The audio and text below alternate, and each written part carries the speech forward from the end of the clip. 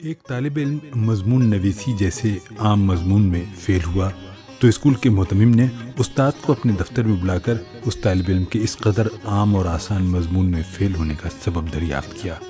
استاد نے بتایا کہ جناب یہ لڑکا مضمون نویسی میں اصل موضوع سے توجہ ہٹا کر اپنے ذاتی افکار کی طرف چلا جاتا ہے، اس لیے مجبوراً اسے فیل کرنا پڑا۔ محتمم صاحب نے استاد سے کہا، ٹھیک ہے، کوئی مثال تو دو تاکہ مجھے پتہ چلے کہ تمہاری بات صحیح ہے۔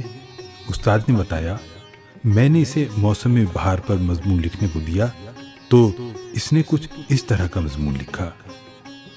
موسم بہار سال کا خوبصورت ترین موسم ہے۔ کھیت کھلیان سرسبز اور ہرے بھرے ہو جاتے ہیں۔ ان کھیت کھلیانوں کے ہرا بھرا ہونے سے اونٹوں کے لیے چارے کی فراہمی بہت ہی آسان ہو جاتی ہے۔ اونٹ خشکی کا جانور ہے اور بھوک و پیاس کو صبر کے ساتھ برداشت کر لیتا ہے۔ اس کے پیروں کی بناوٹ ریت پر چلنے کے لیے بہت اچھی ہوتی ہے، اسی لیے تو اسے صحرا کا سفینہ بھی کہتے ہیں۔ بدو اونٹوں کو نہایت پیار اور محبت سے پالتے ہیں۔ اونٹ نہ صرف دودھ اور گوشت کے حصول کے لیے پالا جاتا ہے بلکہ اس سے ہر قسم کی بار برداری اور آمد و رفت کے لیے ایک جگہ سے دوسری جگہ جانے کے لیے سواری کا کام بھی لیا جاتا ہے۔ اونٹ ایک پالتو جانور ہے اور اس طرح اس طالب علم نے اصل مضمون اور اس کے عنوان کو بھلا کر اپنی ساری توانائی اونٹ کی غزل سرائی پر خرچ کی۔ محتمم صاحب نے استاد سے کہا، نہیں، میں ایسا نہیں سمجھتا، اصل میں تم نے عنوان ہی ایسا دیا تھا جس میں موسم بہار کی سرسبزی اور شادابی کا تعلق زراعت اور حیوانات کے پالنے وغیرہ سے بنتا ہے۔ ہو سکتا ہے کہ یہ طالب علم اس مشابہت کی وجہ سے اصل موضوع کو بھول کر کسی اور سمت میں چلا گیا۔ استاد نے کہا، میں ایسا نہیں سمجھتا۔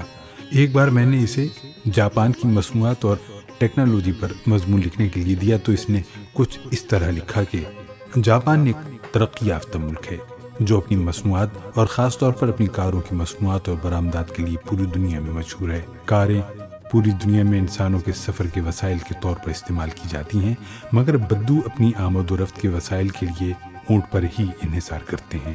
اونٹ خشکی کا جانور ہے اور بھوک و پیاس کو صبر کے ساتھ برداشت کر لیتا ہے۔ اس کے پیروں کی بناوٹ ریت پر چلنے کے لیے بہت اچھی ہوتی ہے، اسی لیے تو۔ محتمم صاحب نے استاد سے پوچھا، کیا تمہارے پاس ان دو مثالوں کے علاوہ بھی کوئی اور مثال ہے؟ استاد نے جواب دیا، جی ہاں جناب، اسے آپ کوئی سا بھی عنوان مضمون لکھنے کے لیے دے دیں، یہ ایک سطر اس موضوع پر لکھ کر باقی کا مضمون اونٹ کی مدح سرائی پر لکھ کر پورا کرتا ہے۔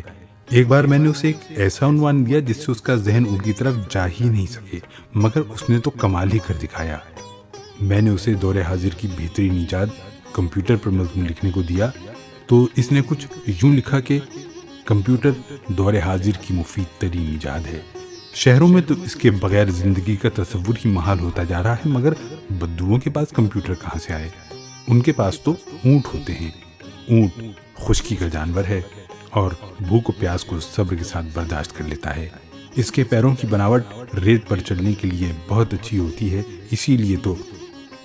محتمم صاحب نے مدرس سے کہا، تم اس طالب علم کو فیل کرنے میں حق بجانب ہو، ٹھیک ہے، تم جا سکتے ہو۔ طالب علم کو اپنے فیل ہونے پر بہت غصہ آیا۔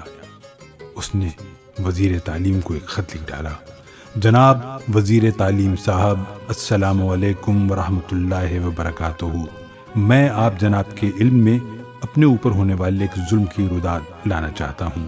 میں اپنی جماعت کے ذہین طلبہ میں شمار ہوتا ہوں، مگر اس کے باوجود بھی مجھے فیل کر دیا گیا، جس پر میرا صبر اونٹ کے صبر جیسا ہے، کیونکہ اونٹ خشکی کا جانور ہے اور بھوک و پیاس کو صبر کے ساتھ برداشت کر لیتا ہے۔ اس کے پیروں کی بناوٹ ریت پر چلنے کے لیے بہت اچھی ہوتی ہے، اسی لیے تو اسے صحرا کا سفینہ بھی کہتے ہیں۔ بدو اونٹوں کو نہایت پیار اور محبت سے پالتے ہیں۔ اونٹ نہ صرف دودھ اور گوشت کے حصول کے لیے پالا جاتا ہے بلکہ آگے چل کر اس نے لکھا، میں آپ جناب کے علم میں مزید یہ بات بھی لانا چاہتا ہوں کہ اونٹ کی کوہان میں وافر مقدار میں پائی جانے والی چربی اونٹ کے لیے کئی دنوں کے لیے طاقت اور توانائی کی فراہمی کا ذریعہ ہوتی ہے۔ اونٹ کی آنکھوں کی مخصوص بناوٹ اسے صحرائی ریت کے بگولوں اور آندھیوں میں حفاظت کا باعث بنتی ہے۔ میری آپ جناب سے التجا ہے کہ مجھ پر ہونے والے ظلم کا سدباب کریں بالکل اسی طرح جس طرح آج کل کے دور میں اونٹ کی کلیجی کے سینڈوچ کھانے کا فیشن بڑھتا ہی جا رہا ہے، اور اس عادت کے سدباب کی اشد ضرورت ہے۔